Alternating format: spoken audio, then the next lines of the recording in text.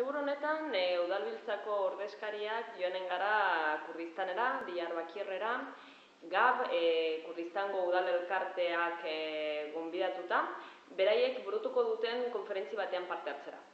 Konferentzia horrek duen izena da Udal erakundeak bake prozesuetan. Eta gu horrat eramanen dugun planteamendu da Udalbiltzatik garatzen ari garena. Badakigu Euskal Herrian azken mendeetan violentzia eskoterikoak egon direla, badakigu etak duela 2 urte jarduera armatua utzi zuela, baina gatazkaren ondorioak oraindik ez dira konpondu, ez dira amaitu. Eta hori dela eta bizikidetzan asko dago egiteke. Udalbiltzak pentsatzen du herriek badutela paper nagusi bat jokatu beharra prozesu horretan. Eta hori aintzat hartuta eta Udalbiltzaren oinarrian dagoen giza eskubideen defentsa aintzat hartuta, guk planteatuko dugu bake eraikitzailearen aldeko lana egin behar dugula. Eta zer da hori?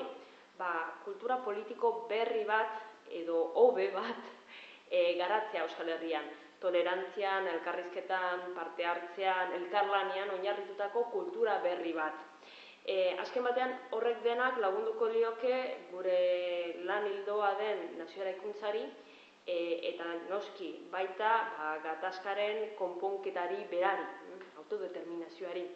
Beraz, pentsatzen dugu udalek parte hartu behar dutela bake prozesuetan beren esparrutik eta horren inguruko azalpenak ematera goaz Kurdistanera.